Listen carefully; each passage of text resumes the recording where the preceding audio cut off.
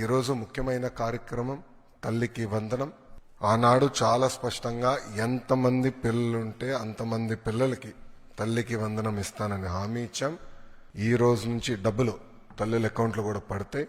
13,000 రూపాయలు తల్లి అకౌంట్లో పడుతుంది. 2,000 రూపాయలు మెయింటెనెన్స్ గ్రాంట్ కింద స్కూల్స్లో మెయింటెనెన్స్ కోసం ప్రభుత్వం ఆ నిధులు కూడా ఖర్చు పెడతాం జరుగుతుంది. సో భారతదేశంలో ఎవరు చేయని విధంగా సంక్షేమ అభివృద్ధి కార్యక్రమాలు ప్రభుత్వం ఈరోజు చేస్తాం జరుగుతుంది. గౌరవ ముఖ్యమంత్రి చంద్రబాబు నాయుడు గారి నాయకత్వంలో సంక్షేమ అభివృద్ధి అనేది ఈ ప్రభుత్వానికి జోడెద్దుల బండి. మాకు చాలా క్లియర్ మ్యాండేట్ ఇచ్చారు. ఒక పక్కన ఉద్యోగాలు, ఉపాధి, అభివృద్ధితో పాటు సంక్షేమం కూడా చేస్తూ ప్రజలు ఏ ఆశ అయితే ఈ కూటమిని 94% సీట్లు ఇచ్చి గెలిపించారో ఆ ఆశని మనం నిలబెట్టుకోవాల్సిన బాధ్యత, నెరవేర్చాల్సిన బాధ్యత మా పైన ఉందని కేబినెట్ మీటింగ్లో కూడా గౌరవ ముఖ్యమంత్రి గారు చెప్తాం జరిగింది.